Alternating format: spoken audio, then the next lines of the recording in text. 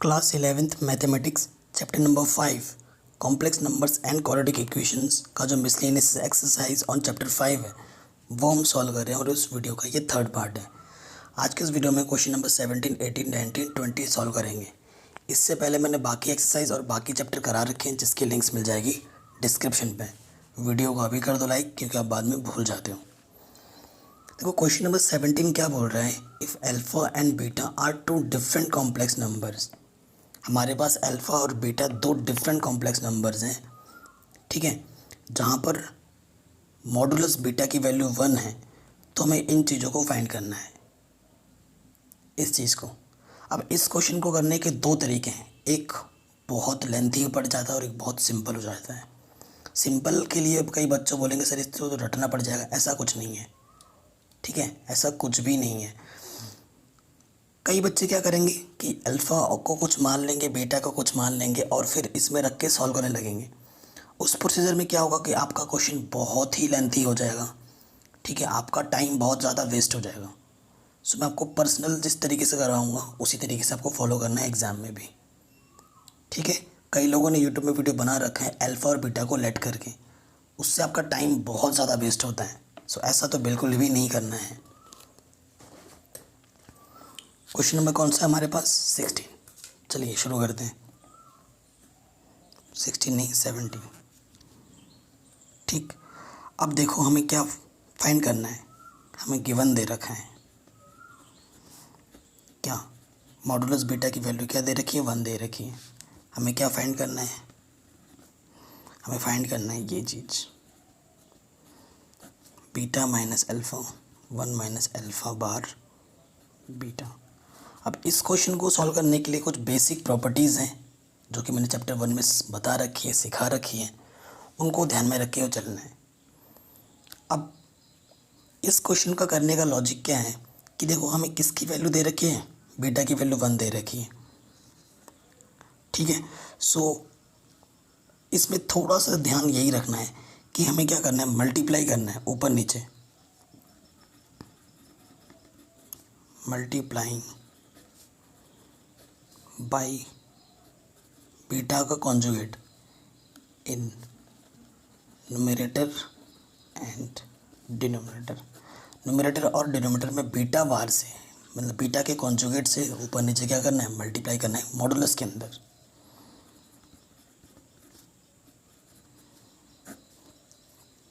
ठीक है। यहाँ तक कोई गड़बड़ी नहीं है। देखो यहाँ पर अल्फ़ा के ऊपर बार था ना, तो यहाँ पर बीटा बार, कोई दिक्कत यहाँ तक बिल्कुल नहीं होनी चाहिए। अब देखो अब क्या है कि इस बीटा बार से अंदर मल्टीप्लाई करो, देखो बीटा बार से मल्टीप्लाई करेंगे तो यहाँ से आ जाएगा बीटा माइनस की, यहाँ से आ जाएगा अल्फ़ा बार बी बीटा बार, ठीक है। अब देखो मैंने हमको तो पहले से ही पता है कि बी बीटा बार किसके इक्वल होगा, पहले ही हम पढ़ चुके हैं ऐसे चीज़ें, बीटा बार का स्क्वायर होगा। और हमें तो देखो बीटा बार की वैल्यू कितनी दे रखी है, 1। सो यहाँ से 1 का स्क्वायर करोगे, यहाँ पर वैल्यू रख दी 1 ना मैंने, तो 1 का स्क्वायर करोगे तो क्या मिल जाएगा, 1। तो मैं ये वैल्यू यहाँ रख सकता हूँ। तो यहाँ से ऊपर है क्या, बीटा माइनस के अल्फ़ा बीटा बार, यहाँ से बीटा माइनस के अल्फ़ा बार, और इसकी वैल्यू कितनी है, 1, ठीक। सो बीटा माइनस के अल्फ़ा ऊपर ये हमारा है, यहाँ पर बीटा बार, और यहाँ से क्या है, बीटा माइनस के अल्फ़ा बार, ये चीज़ आ गई।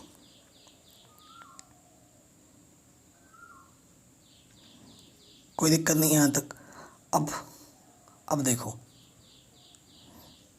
यहाँ पर क्या है, बीटा माइनस अल्फ़ा, यहाँ बीटा बार है, ये बीटा माइनस अल्फ़ा है, ठीक। अब आगे क्या कर सकते हैं, देखो मॉडुलस में आपके पास एक प्रॉपर्टी होती है, कौन सी प्रॉपर्टी होती है कि Z1 अपॉन Z2 का अगर मॉडुलस होता है तो modulus Z1 upon modulus Z2 होता है।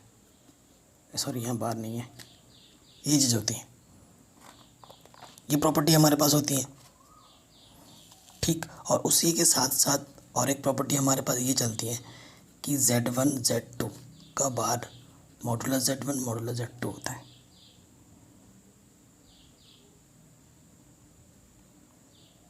ठीक है, यहाँ तक कोई दिक्कत नहीं है, आगे बढ़ते हैं। देखो जब हम थोड़ी सी मिस्टेक ये हुई थी, बीटा बार से हमने मल्टीप्लाई किया था तो बीटा बार लिखना भूल गए थे यहाँ पर। अब देखो और एक प्रॉपर्टी हम यहाँ पर ये लगाएंगे कि देखो आपको पता है अगर यहाँ पर Z1 माइनस Z2 होता था, ठीक है, Z1 माइनस Z2 होता था और उसके ऊपर कॉन्जुगेट लेते तो ये चीज़ होती थी, अलग अलग ले सकते थे। सो अगर अलग अलग है तो उसके साथ में कॉन्जुगेट भी तो लिख सकते हैं ना, हम लिख सकते हैं कि नहीं। तो वैसे ही हम यहाँ करेंगे। यहाँ से क्या आ जाएगा, देखो यहाँ पर तो यह बीटा माइनस के अल्फ़ा, बीटा बार उसको तो छेड़ना ही नहीं है, ये बीटा बार है माइनस अल्फ़ा बार है, तो इसको मैं लिख सकता हूँ बीटा माइनस अल्फ़ा का कॉन्जुगेट लिख सकता हूँ। अब अलग अलग ले रहा हूँ मॉडुलस में, बीटा माइनस के अल्फ़ा इसका मॉडुलस एंड बीटा बार का मॉडुलस। यहाँ से क्या आ जाएगा, देखो बीटा माइनस अल्फ़ा बार का मॉडुलस। ठीक है, अब देखो ध्यान से, कॉन्जुगेट की प्रॉपर्टी क्या होती है कि अगर आयोटा होता तो आयोटा को माइनस आयोटा से रिप्लेस किया जाता है। यहाँ पर आयोटा नहीं है तो बीटा माइनस अल्फ़ा का कॉन्जुगेट वही चीज़ ही होगा।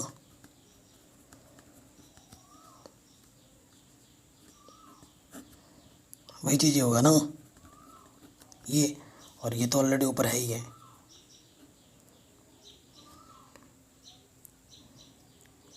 ठीक है, तो बीटा बार का नॉर्मल बीटा आ जाएगा। देखो यहाँ बीटा कॉन्जुगेट था ना, तो ये नॉर्मल बीटा ही आ जाएगा क्योंकि आयोटा नहीं है उसके साथ। अब ये और ये चीज़ क्या है, सेम है, कटी, तो यहाँ से ओनली मेरा क्या बचा, बीटा बार। और बीटा बार की वैल्यू तो हमें क्वेश्चन में ही गिवन है 1, तो इसका आंसर क्या जाएगा 1। तो देखो कितने सिंपल तरीके से हो गया। अगर इसी क्वेश्चन को अगर आप गलती से भी अल्फ़ा और बीटा को समथिंग कुछ मान के मत करने लग जाना और फिर क्वेश्चन में पुटअप करके सॉल्व करोगे, बहुत लेंथी हो जाएगा, बहुत कैलकुलेटिंग करना पड़ेगा। और आ जाएगा आंसर, ये नहीं कि नहीं आएगा, आएगा, लेकिन बहुत कैलकुलेशन करनी पड़ेगी आपको। ठीक है, तो ये क्वेश्चन भी हमारा आराम से बन गया। चलिए क्वेश्चन नंबर 18 में आते हैं। क्या बोल रहा है 18, find the numerator of non zero integral solution. Non zero integral solution में फाइंड करना है, ये कीवर्ड है, ऑफ द इक्वेशन दिस, इस इक्वेशन का हमें नॉन ज़ीरो इंटीग्रल सॉल्यूशन बताना है कि कितना होगा। ठीक है, ओके, सबसे पहले देखते हैं कोई, ये क्वेश्चन नंबर हमारा 18 है। क्या गिवन है हमारे पास है, मॉडुलस के अंदर 1 माइनस आयोटा की पावर x प्लस 2 की पावर x। अब देखो यहाँ आयोटा है, मॉडुलस लगा है, तो मॉडुलस हम आराम से निकाल सकते हैं। क्या होता है, ब्रैकेट लगा लेते हैं, ब्रैकेट के ऊपर x है, रियल पार्ट का स्क्वायर प्लस इमेजरी पार्ट का स्क्वायर। इमेजरी पार्ट क्या है पर माइनस के 1 और इधर क्या है 2 की पावर x। सो 1 का 1 1, ठीक। सो यहाँ से आ जाएगा √2 x। देखो आपको पता है जब भी रूट लिखा होता है, रूट का मतलब होता है पावर में हाफ, पावर में हाफ, और इधर पावर में टोटल क्या है x। ये भी पावर में है, ये भी पावर में है, तो मल्टीप्लाई हो जाएगी 2 की पावर x/2 और यहाँ आ जाएगा 2 की पावर x। ठीक है, देखो यहाँ पर बेस सेम है तो क्या कर सकते हैं, कंपैरिजन ऑफ पावर्स। हाँ, तो क्या लिखेंगे, comparing the power of 2 on both side. तो जब हम करेंगे तो x/2 इक्वल टू x आ जाएगा, ये प्लस के x इधर आके क्या हो जाएगा, माइनस के x, इधर कुछ नहीं है तो 0 बचा। ठीक है, 0 बचा। यहाँ से हम क्या करेंगे, सॉल्व कर लेंगे, तो यहाँ से आ जाएगा x माइनस की 2x/2 इक्वल टू 0। ठीक है, सो x माइनस के 2x इक्वल टू 0। ठीक। सो देखो यहाँ से x इक्वल टू 2x हो जाएगा, तो x में से 2x माइनस घटेगा तो x की वैल्यू क्या जाएगी 0।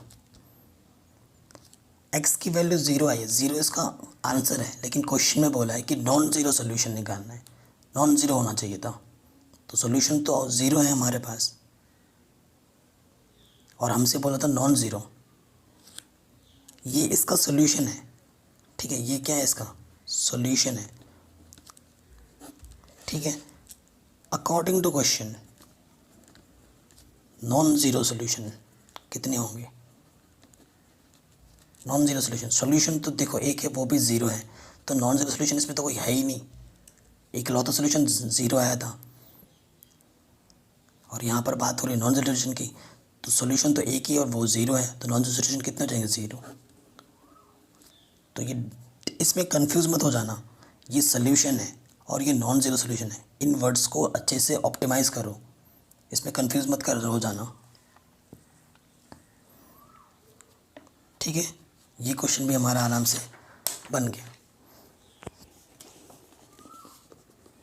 क्वेश्चन नंबर 19 में आते हैं, बहुत ही शानदार क्वेश्चन है, कह रहे हैं ये है, ठीक है। Then show that this a square plus b square, तो देखो a प्लस आई बी है और हमें शो करना है ए स्क्वायर प्लस बी स्क्वायर, तो सीधा सीधा समझ जाओ कि या तो कॉन्जुगेट के तरीके से हो जाएगा या फिर मॉडुलस लेने से भी बात बन जाएगी। पहले मॉडुलस ले लो फिर स्क्वायर कर दो दोनों तरफ, आंसर आ जाएगा। सो बहुत ही सिंपल सा क्वेश्चन है, क्वेश्चन नंबर 19 सॉल्व करते हैं। हमें क्या गिवन है, गिवन हमारे पास है a plus i b into c plus i d into e plus i f into g plus i h, क्या है ए प्लस आई बी है, ये इक्वेशन 1 है। हमें प्रूफ क्या करना है, to proof a square plus b square c square plus d square,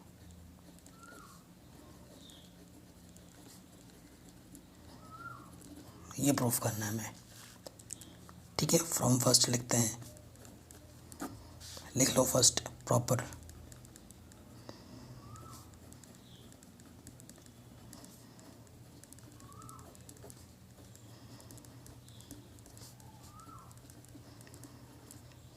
क्या करेंगे, दोनों तरफ क्या ले लेंगे modulus, taking modulus on both side.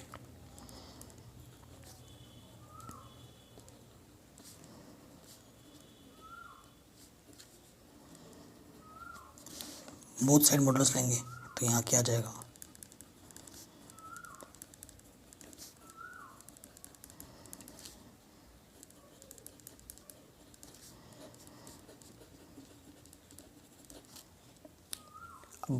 Property use करेंगे क्योंकि देखो यहाँ पर तो बहुत सारे कॉम्प्लेक्स नंबर्स हैं और फिर उनके साथ आपको पता ही है Z1 Z2 Z3, ऐसे अगर 3 ही होते हैं तो Z1 अलग हो जाता है मॉडुलस, Z2 अलग हो जाता है, Z3 अलग हो जाता है एंड सो ऑन, ऐसे ही चलता रहता है।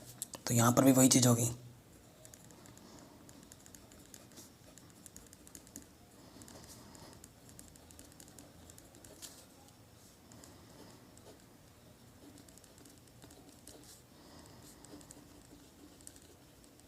अब कॉन्जुगेट या सॉरी मॉडुलस वाला प्रॉपर्टी लगाएंगे सब में, तो ये हो जाएगा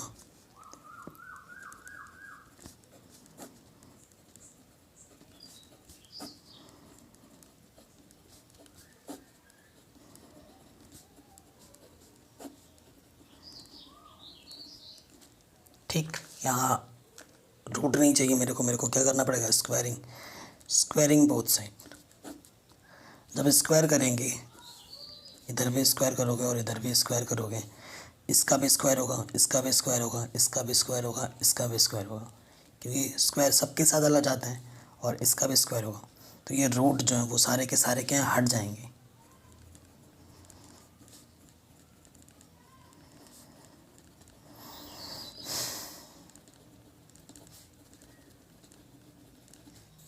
और यही आपको क्या करना था, प्रूफ करना था।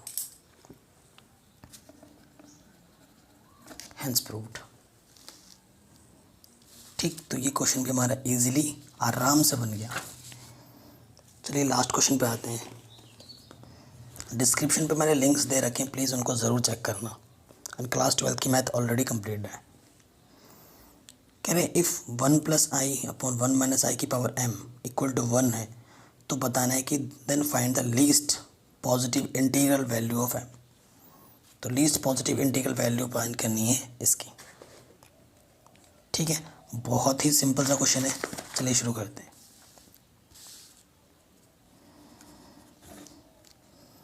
हमें क्या है गिवन, क्या गिवन है 1 + i, 1 - i की पावर m किसके इक्वल है 1 के। हमें m की वैल्यू फाइंड करनी है। तो कभी भी आयोटा नीचे नहीं छोड़ते तो क्या कर देंगे हम, रैशनलाइजेशन। अपोजिट साइन से लेके क्या करते हैं, ऊपर नीचे मल्टीप्लाई। देखो ये तो सेम है, 1 + i का क्या हो गया स्क्वायर, और यहाँ से a - b, a + b, a का स्क्वायर - b का स्क्वायर। ठीक, खोल देंगे ऊपर, a का स्क्वायर b का स्क्वायर 2ab। आई स्क्वायर की वैल्यू क्या होती है -k1।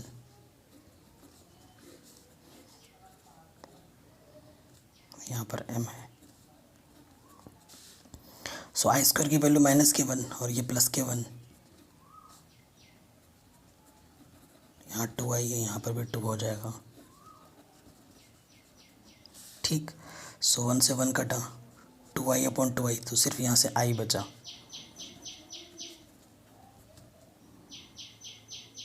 ठीक, सो देखो आपको पता ही है i की वैल्यू क्या होती है √- k1।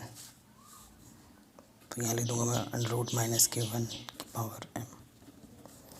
अंडर का मतलब होता है पावर में हाफ।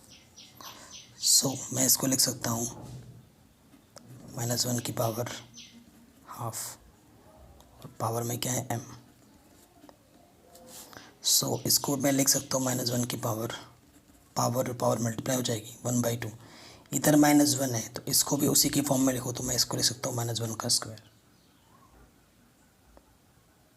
ठीक, अब क्या कर दूंगा, कंपैरिजन कर दूंगा पावर्स की। सो m/2 = 2, सो m की वैल्यू क्या आ जाएगी 4। सो आंसर में क्या लिखोगे, hence the least positive integral value of m is 4।